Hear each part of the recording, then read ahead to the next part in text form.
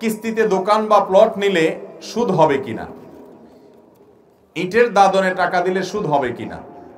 দেখুন, আপনি যেভাবেই দেন, টাকা দিয়েছেন লোন, এরপরে মূল টাকাটা ফেরত নেবেন পুরাটা, মাঝখান থেকে আপনি মুনাফা খাবেন, সুবিধা নেবেন, এটা সুদ, এটা জায়েজ নাই, এটা হারাম।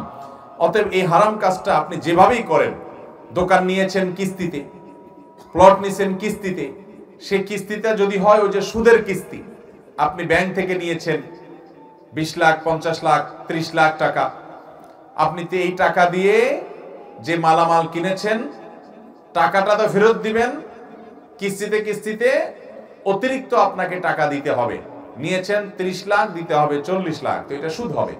হ্যাঁ, আর যদি এমন ভাবে নেন যে আপনি দোকান নিয়েছেন, কিনেছেন দোকানদারের কাছ থেকে 30 লাখ টাকা, দোকানের মালিক কাছ থেকে কিনেছেন, এটার বাজারের দাম আছে 25 লাখ, যেহেতু কিস্তিতে কিনেছেন, তার কাছ থেকেই নিয়েছেন, আপনার কাছ থেকে 5 লাখ তিনি বাড়িয়ে নিচ্ছেন এবং এটা 30টা কিস্তি করে দিয়েছেন, কথার কথা, কোনো অসুবিধা নেই, এটা জায়েজ হবে।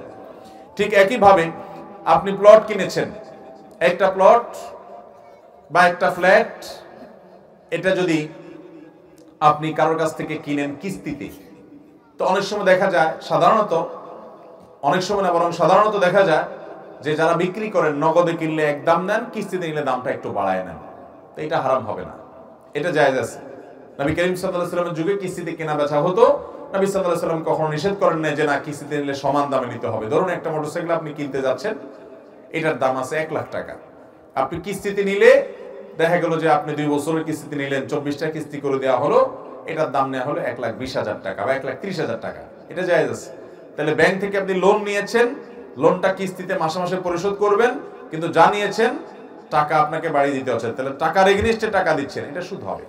আল্লাহ তাআলা আমাদেরকে সুদ থেকে বেঁচে থাকার তৌফিক দান করুন।